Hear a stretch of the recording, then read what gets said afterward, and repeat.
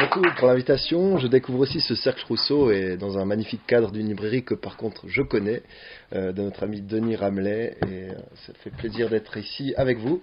Merci d'être nombreux. Je vais essayer d'être le plus clair possible et aussi le plus original. J'ai pas envie de répéter toujours la même chose parce que si vous allez ensuite lire le livre et puis que je vous ai raconté tout ce que j'ai dit dans le livre, ce serait pas non plus intéressant. Je propose que je commence d'abord par vous dire pourquoi j'ai voulu écrire un livre, parce qu'après tout c'est mon premier livre, pourquoi je l'ai consacré à ce thème, pourquoi ça me semble important qu'on réfléchisse à ce thème en Suisse. Ensuite, je vous proposerai une définition du wokisme, parce qu'évidemment, la première chose qu'on se reçoit à la figure quand on ose écrire sur ce genre de sujet, c'est que ça n'existe pas, ou que ça n'a pas été défini suffisamment bien, etc. Ensuite, je vous dirai pourquoi selon moi, le wokisme s'est déjà diffusé en Suisse et continue de le faire, mais qu'il n'est pas trop tard pour réagir. Et je vous citerai surtout des exemples en fait très récents pour vous montrer que depuis l'écriture de ce livre et son impression, ça continue, quoi. Et encore cette semaine, il y a eu différents exemples qui correspondent à la définition qui est présente dans mon livre. Et je commencerai donc par ça, et ensuite je vous dirai pourquoi la Suisse peut et doit s'y opposer à ce mouvement, selon moi. Pourquoi il y a une question vraiment helvétique du wokisme. Pourquoi notre pays a toutes les raisons de s'y opposer et tout pour le faire. Et pourquoi il peut servir de modèle de résistance au niveau international. Voilà pour le programme, est-ce qu'il vous convient ? Bon, parfait. D'abord vous dire que j'ai voulu écrire ce livre parce que c'est un défi aussi personnel, ça n'a pas du tout la même importance d'écrire un livre qu'un article. C'est vraiment assez difficile de se plonger dans un format long, je trouve, et c'est ce qui s'est avéré. J'ai eu des moments de démotivation aussi, et puis grâce à quelques amis qui m'ont motivé à continuer, j'ai fini par y arriver. Et donc c'est aussi toujours intéressant de se lancer des défis et puis de les relever. Donc le livre n'est pas très grand, mais je déteste personnellement les livres qui sont trop grands, trop longs. Ça permet aussi qu'il soit diffusé le plus possible, que tout un chacun puisse l'acheter. Et puis aussi, pourquoi pas de développer le propos comme aujourd'hui, et puis dans des articles, etc. Ça, c'est la première motivation vraiment personnelle. Deuxième raison pour laquelle j'ai écrit ce livre, c'est qu'il n'y avait eu aucun livre sur le sujet en Suisse, qui pose la question d'un point de vue suisse, sur le wokisme en Suisse. Il y a eu beaucoup de livres en France que vous avez peut-être lus. Pour moi, les meilleurs, c'est La Révolution woke de Pierre Valentin chez Gallimard, que je vous recommande, qui insiste beaucoup sur l'aspect révolutionnaire du wokisme et sur ce fait que, comme dans toutes les révolutions, c'est une idéologie négative plus que positive, et qui s'autodétruit et qui inflige à ses propres adeptes en fait des excommunications parce qu'on n'est jamais assez woke, etc.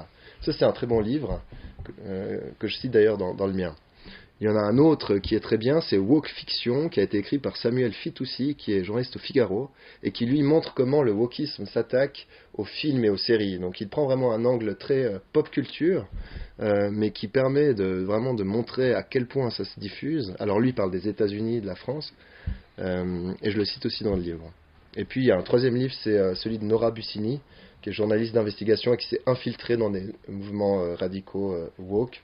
Et c'est moins une démarche intellectuelle, mais ça vaut la peine aussi de lire à quel point il y a des exemples fascinants de marches où on interdit aux blancs de participer, etc. Mais il y a évidemment d'autres livres sur le thème. La religion woke de Jean-François Bernstein chez Grasset, qui tente une analogie entre le wokisme et la religion, qui a des thèses intéressantes, et j'ai eu le plaisir aussi de parler avec lui, parce qu'évidemment un livre c'est pas non plus une aventure solitaire. Il y a un exercice de rédaction qui est très solitaire, mais il y a tout ce qui vient avant, les lectures, les discussions. Et pour ce qui est de la définition, et c'est mon deuxième point, qu'est-ce que c'est que ce wokisme ? Je l'ai en fait calqué, c'est pas ma définition, en fait je l'ai beaucoup calqué sur celle du philosophe Olivier Massin, qui est professeur à l'université de Neuchâtel et qui a donné des conférences ces 2 dernières années sur le sujet.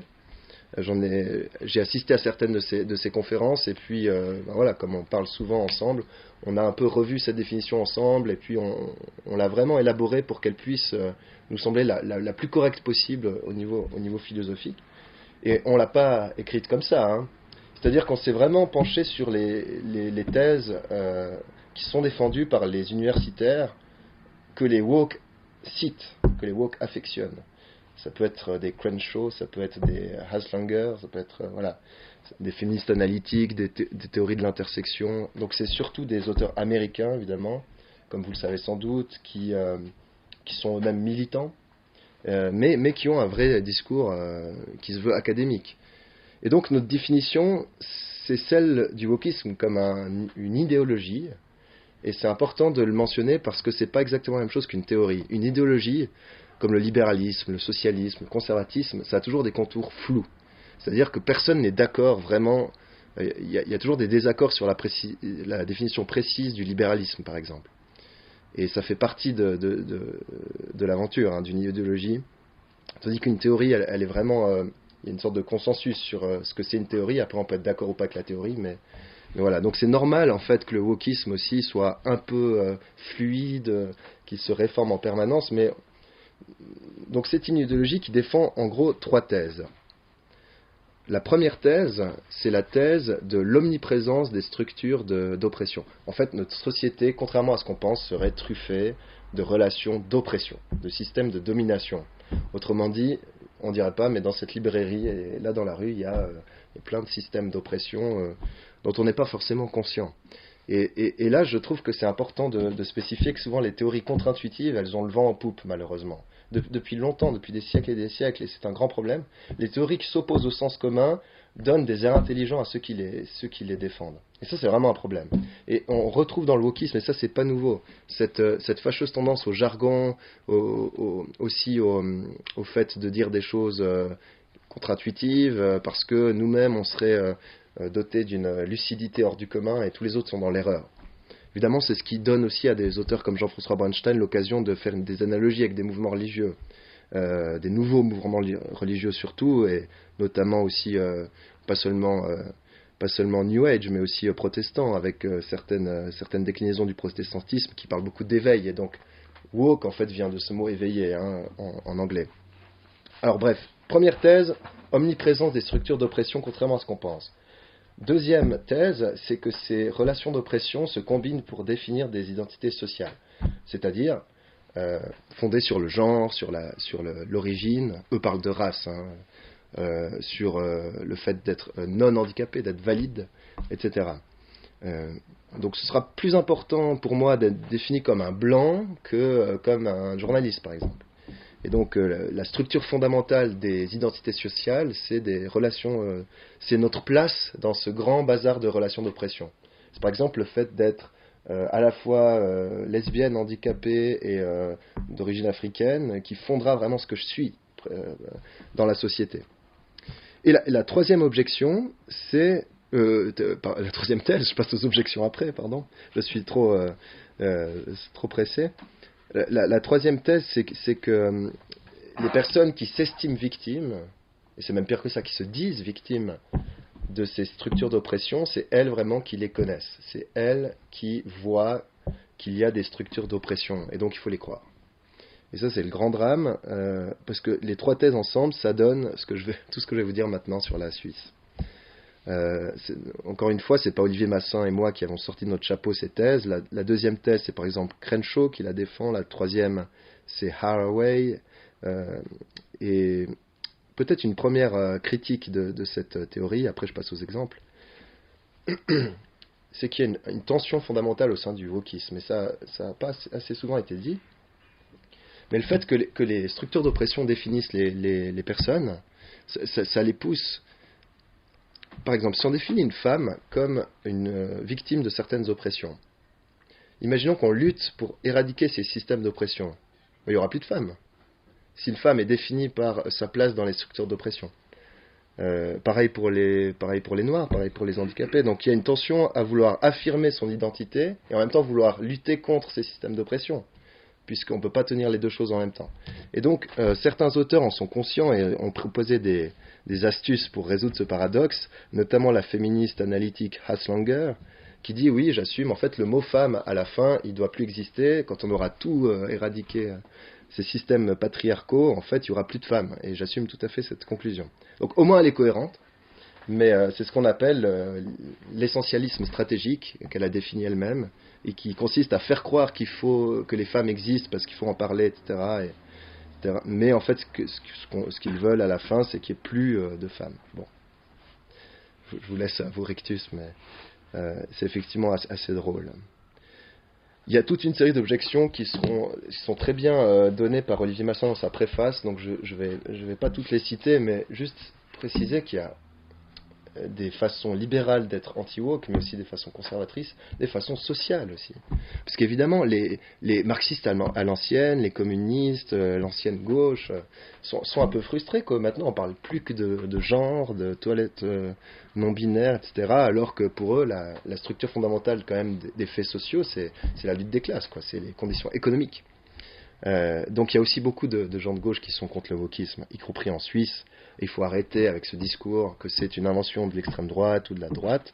C'était aussi pour moi important qu'on ait tout ce propos-là.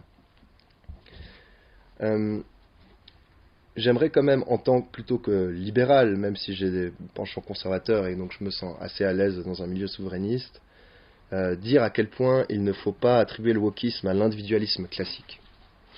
L'individualisme libéral. D'ailleurs, j'avais donné une conférence à la Ligue vaudoise là-dessus, mais là, je vais faire une sorte de condensé de ma conférence. L'individualisme classique, en fait, résonne en termes d'individus, et les woke, non. Les woke résonnent en termes de groupes d'individus. En se définissant comme noir, on se définit en tant que membre du groupe des noirs. Et il y a toujours cette logique de foot, hein. Il y a un groupe qui gagne, un groupe qui perd, et en gros, tel groupe a perdu pendant des siècles, maintenant il faut prendre sa revanche, etc. Donc, on n'est pas du tout dans l'optique libérale où l'individu a une souveraineté individuelle, et qui peut être d'ailleurs justement compatible avec la souveraineté nationale, ce qui fonde le libéral conservatisme et qui fait dire à des auteurs même comme Germaine de Staël, hein, que la liberté individuelle ne s'épanouit que dans une liberté aussi nationale. C'est-à-dire que si le pays lui-même, la nation, n'a pas de souveraineté, l'individu qui est membre de cette nation n'en aura pas non plus. Et donc le wokisme s'en fout de la communauté nationale, hein. Pour lui, les communautés, c'est les communautés LGBT, les communautés handicapées, etc. Mais il serait tout à fait pour supprimer les frontières des nations. Donc voilà pour les distinctions, les exemples théoriques. Et je vous propose d'aller à fond maintenant dans certains exemples qui m'ont frappé et que je vais commenter, que vous retrouverez dans le livre. Parce que certains exemples que je donne, en fait, c'est simplement une compilation de choses que j'ai pu voir, lire déjà ailleurs. Et d'autres, c'est issu de l'enquête que j'ai menée, donc c'est des choses que je révèle, pour ainsi dire. Mais c'est important qu'on ait une compilation, parce que souvent, les gens, quand ils tombent sur un exemple woke dans la presse, ils sont indignés, puis après ils passent à autre chose, et puis il y en a un. Après, ils se disent pas forcément qu'il y en a beaucoup, mais ouais. Mais quand on les met à côté, il y a vraiment de quoi parler. Et notamment, et vous verrez à quel point ces trois thèses, c'est vraiment toujours présent. Il y avait une campagne contre le harcèlement qui a été menée dans les universités romandes. Elle était d'abord à l'université de Genève en 2017, était reprise à Neuchâtel en 2019, et cette campagne, c'était en fait des séries d'affiches qui étaient...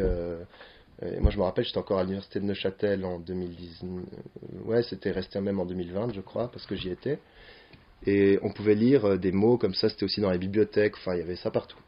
Et l'une de ces affiches disait: si tu te sens harcelé, c'est qu'il y a harcèlement. Et donc, c'est évidemment, première thèse, on disait il y a des structures d'oppression. Donc, il y a en fait un complot d'oppression partout. Bon. La deuxième thèse, c'est, elle n'est pas forcément importante là, mais c'est qu'on se définit quand même comme oppressé, donc ça a une importance, et comme harcelé. Et en fait, si nous on s'estime harcelé, c'est qu'on l'est en fait.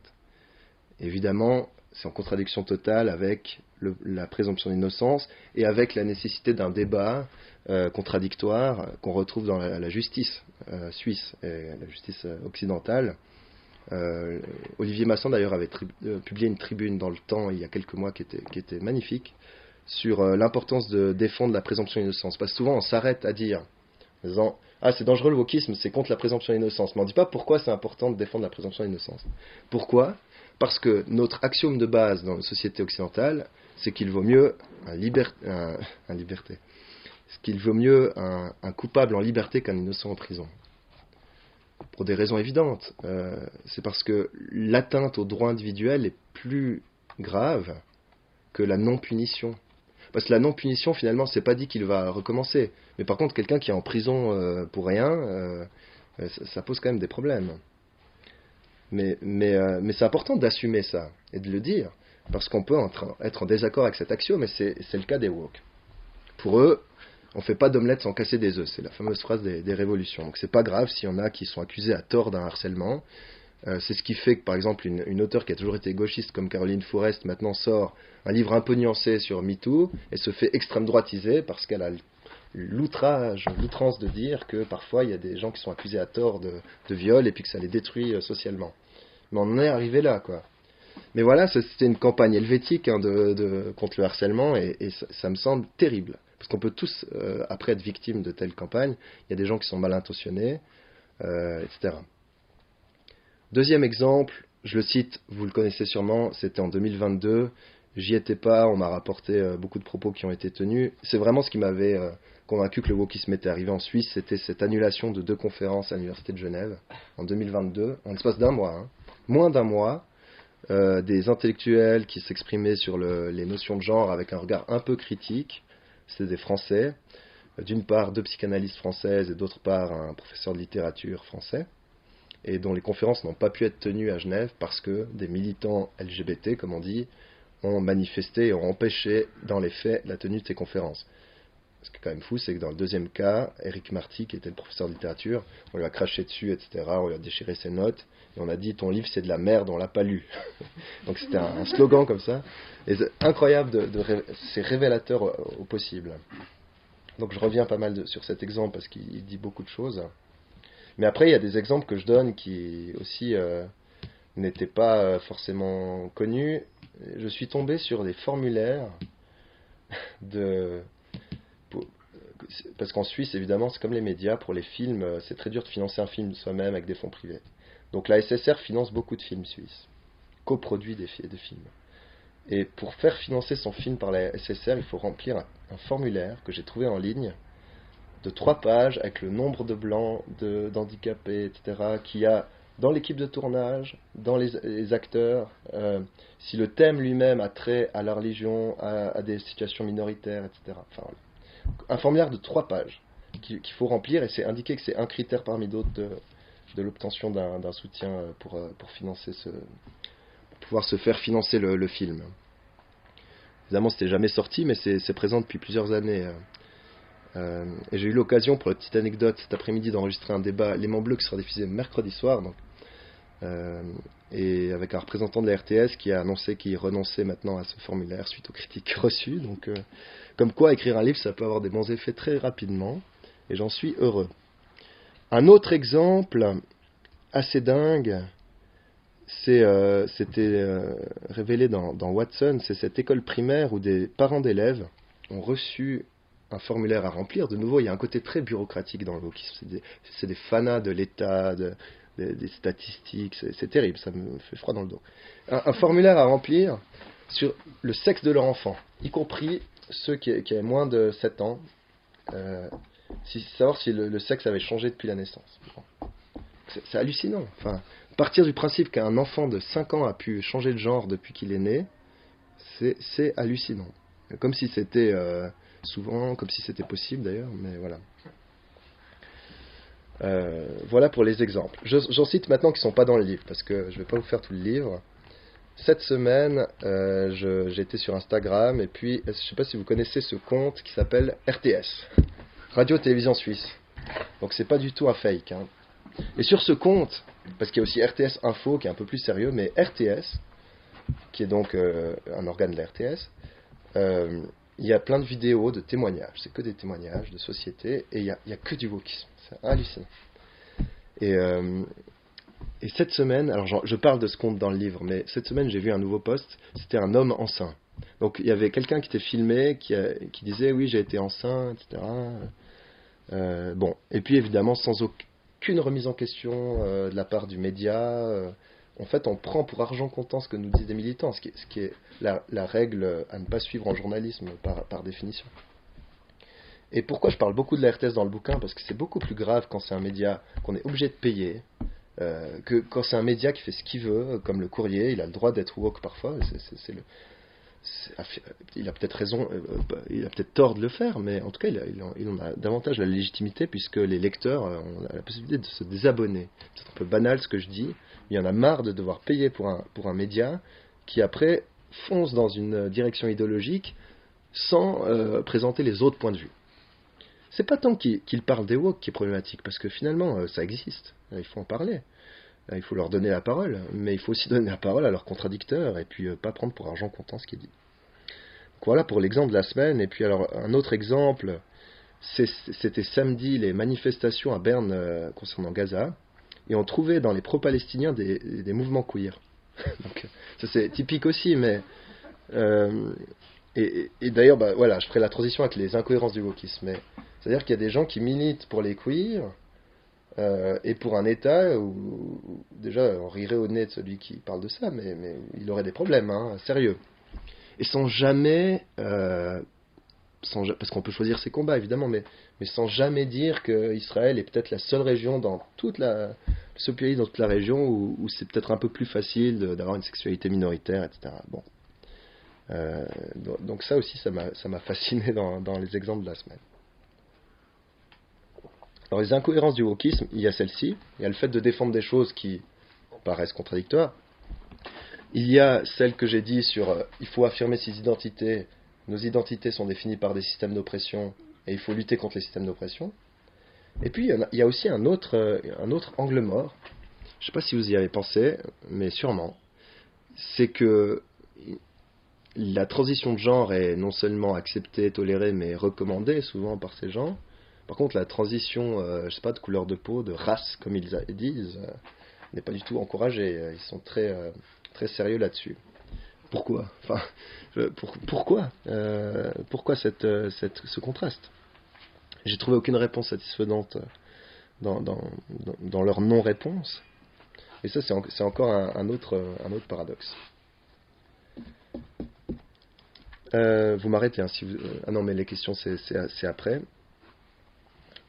Après, on peut parler aussi de l'agenda de l'Université de Genève cette semaine. C'était la semaine dernière, hein, mais d'associations aussi pro-palestiniennes qui ont le droit de défendre Gaza, mais qui mettent le 7 octobre début du génocide, sous-entendu palestinien, alors que c'est la date quand même d'un attentat terroriste contre Israël. Et donc, un point problématique aussi, c'est tout cet aspect cancel culture. Finalement, ils ont le droit de défendre une idéologie, mais ce qui est navrant, ce qui est attristant, c'est que la diffusion de cette idéologie, elle ne s'additionne pas aux autres, elle les remplace. En fait, peu à peu, ça se met dans les esprits, on oublie tout un pan de problématiques, tout un pan de la réalité qui est complexe, etc. Et c'est une idéologie totalitaire, c'est-à-dire totalisante en tout cas, qui veut tout expliquer par son obsession des systèmes de pression, et qui veut l'imposer à tout le monde, et qui entend tout remplacer. La cancel culture, on a beaucoup entendu parler. C'est par exemple des comédiennes romandes, dont je parle dans le livre, qui veulent réécrire les pièces de Molière, qui exigent dans leur troupe théâtrale romande. C'est cette volonté qu'il y avait de supprimer la statue de David de Pury. Finalement, la ville, elle fait du en même temps, typiquement en Suisse, compromission même avec les militants, mais en gros, oui, ok, alors on tolère quand même la statue, mais on en fait une autre à côté, d'art contemporain, pour dire qu'on est contre l'esclavage, comme s'il y avait quelqu'un qui était pour l'esclavage en Suisse.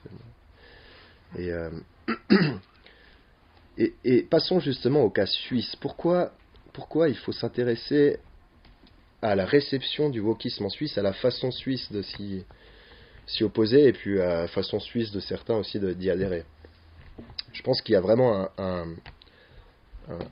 point négatif de notre système qu'on affectionne ici quand même, mais cette culture du compromis, elle est mal comprise parfois, et de la tolérance aussi. Mais ici, c'est plutôt le compromis dont on parle que la tolérance. Mais on ne fait pas de compromis avec quelqu'un qui ne veut pas en faire. C'est la règle d'or du compromis. Et dans le cas de David de Pury, ça me semble important de le signaler. C'est ce qui fait que, par exemple, en France, quand il y a des vandalismes de statues, souvent la ville est énervée, et puis elle fait opposition, elle pourchasse ces gens, etc. Tandis qu'en Suisse, on veut toujours ménager la chèvre et le chou, on ne va pas fâcher quand même la majorité de droite du peuple, parce qu'il s'avère que, ah oui, le peuple est quand même de droite en majorité, mais bon, on va quand même discuter avec ces fauteurs de troubles, et puis leur accorder quand même une petite place. Et c'est ce que fait l'Université de Genève avec tous les exemples depuis, avec ses conférences, avec cet agenda, etc. etc. Pourquoi, par contre, la Suisse a tout pour s'y opposer? Parce qu'on a un système de débat permanent. On vote en principe 4 fois par an, quand même sur la base d'arguments. C'est-à-dire qu'on n'est pas tous les 5 ans autour d'une figure charismatique pour laquelle on va voter. Non, c'est des sujets qui sont débattus. Et cette tradition de l'échange d'arguments, c'est terrible pour le wokisme. C'est pour ça qu'ils détestent débattre, hein, et souvent ils refusent. Parce que pour eux, un argument, ce sera toujours une sorte de cache-sexe d'une volonté de domination. Tout est analysé sous l'angle psychologico-social, une sorte de post-nietzschéisme un peu bête. Nietzsche était déjà un peu contestable, mais enfin, tout ça est vraiment contestable. C'est-à-dire que, en fait, c'est une question de pouvoir, toujours. Les arguments, la logique, ce serait relatif. Il ne faut pas vraiment prendre pour argent comptant un argument, etc. Alors que c'est là-dessus qu'on pourra vaincre le wokisme, c'est en montrant leur incohérence, en leur répondant sur les arguments, et puis en pratiquant la logique. Je veux dire, un homme ne peut pas être enceint, point. Il y a 2 sexes, homme, femme. Il y a des cas spéciaux d'indétermination à la naissance, évidemment, mais après tout, il y a des gens qui naissent avec un bras, c'est pas pour autant que l'être humain n'a pas de bras. Et en rappelant ces choses-là, il faut le faire. Parce que dans la société, ça nous semble évident, et puis on les considère parfois comme des fous. Mais dans le milieu médiatique que je connais bien, dans le milieu universitaire, les gens ont peur de le dire, parce qu'ils ont peur du regard des autres.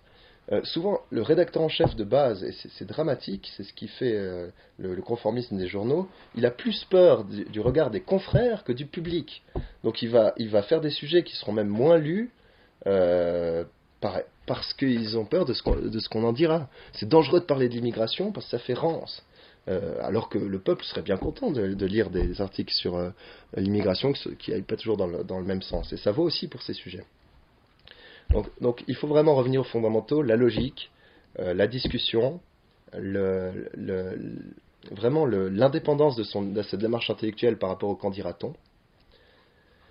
Et quand même, il faut faire confiance à notre libéralisme économique. Et là, je pense que ça n'a pas été assez développé, et c'est développé dans ma conclusion, mais l'offre et la demande ont quand même fait beaucoup de bien au combat anti-woke ces derniers temps. On peut penser à Disney, à toutes ces grandes marques qui avaient versé dans le wokisme, jusqu'à se rendre compte que en fait, ça plaisait pas tant à la demande, et donc ils sont revenus en arrière. Il y a des marques de bière qui étaient aussi totalement versées là-dedans, et qui sont revenus en arrière. Et il se trouve que dans le capitalisme, personne n'a intérêt à faire des discriminations, qu'elles soient positives ou négatives. On parle de discrimination positive quand on veut mettre des quotas de femmes ou de personnes qui ont telle origine. L'entrepreneur, il a seulement intérêt à engager des gens qui sont dans l'intérêt de son entreprise. Donc en fait, le capitalisme, oui, il se marie bien avec le wokisme dans le sens où vendre des nouveaux produits en adéquation avec les nouvelles modes, c'est un marché en soi. Mais sauf que la mode, elle n'est pas majoritaire encore. Donc c'est encore temps de vraiment faire valoir les intérêts logiques dans notre pensée, mais aussi les intérêts économiques. C'est-à-dire qu'on n'a aucune raison de vouloir toujours se conformer aux nouvelles modes, parce que par définition, ça reste encore minoritaire. Et donc un vrai capitaliste, un vrai libéral, il doit toujours penser à la qualité, à la pertinence des gens qu'il engage, à la qualité, à la pertinence des produits qu'il propose, et en aucun cas avoir des réflexions basées sur les thèses postmodernes de la surimportance du social. Hier au Beau-Parleur, quelqu'un a dit la sociologie réfute la biologie, et c'est très bien. Non, enfin, c'est-à-dire que c'est plutôt aux sciences sociales de montrer qu'elles sont des sciences, plus que l'inverse. Et quand même ce bon sens terrien qui reste en Suisse, je pense, pourra encore nous sauver. En tout cas, moi je fais le pari de l'optimisme. Je pense qu'il faut jamais voir dans les signes des temps le début d'une apocalypse, même si d'un point de vue religieux ça peut tout à fait être intéressant. Mais en politique, il faut tous essayer évidemment de viser le bien commun. Et c'est aussi pour ça, et ce sera ma conclusion, que je déteste le mot progressisme. Non seulement j'adore le mot wokisme, alors pourquoi le mot wokisme, il faut l'utiliser? Parce qu'il désigne une façon particulière d'être pour l'égalité, d'être contre les discriminations. Il ne faut pas faire croire que c'est la seule manière de le faire. Donc eux détestent le mot woke, les woke, parce que ça spécifie l'originalité de leur théorie. Tandis que s'il n'y a pas le mot, la réalité disparaît, et puis c'est juste des gens sociodémocrates comme les autres, quoi. Alors, il faut continuer à parler de ce concept particulier. On peut trouver un autre mot que wokisme. Il y a le marxisme culturel, j'aime pas trop cette expression. Il y a politique de l'identité, vous pouvez aussi vous en servir si vous voulez. Par contre, le mot progressisme a un grand problème, parce qu'il y a plusieurs définitions possibles. On peut dire le progressisme, c'est de vouloir un progrès. À ce moment-là, qui n'est pas progressiste? Je veux dire, qui voudrait une régression? Qui voudrait une régression? Les réactionnaires, ils pensent que revenir à des choses serait un progrès. Revenir à plus d'autorité à l'école, ce serait un progrès. Donc d'une certaine manière, ils sont progressistes selon cette première définition. Tout le monde est progressiste. Il y a une deuxième définition possible du progressisme, c'est de lutter contre le conservatisme, c'est-à-dire contre le fait de vouloir conserver des institutions en soi, pour conserver des institutions, parce qu'on ne sait jamais ce qui peut y arriver de pire, et donc finalement, c'est assez bien ce qu'on a déjà. Le problème, c'est que, comment dire, de nouveau, la charge de la preuve, elle est à celui qui veut changer les institutions, de montrer que ce qu'on veut, ce qu'on appelle de ses voeux, c'est mieux que ce qu'il y a déjà. Donc, de nouveau, se qualifier soi-même de progressiste, c'est pas pertinent, parce que le conservateur, il sera peut-être davantage progressiste dans ce sens-là que l'autoproclamé progressiste. Progrès, ce serait d'enfin conserver les choses, par exemple. Et donc, en fait, progressiste, c'est un de ces mots qui font beaucoup de mal au débat, parce qu'il est flou, parce qu'il est mal défini par ceux qui l'utilisent. Je ne sais pas si vous avez déjà entendu une définition de progressisme par un progressiste, mais voilà. Et j'espère avoir mis un peu d'ordre dans les idées, parce que, à mon avis, c'est l'étape première qu'il faut avoir pour enfin faire de l'ordre dans la société. Et c'est ce que j'appelle de mes voeux en ce qui concerne le wokisme. Et merci de m'avoir écouté.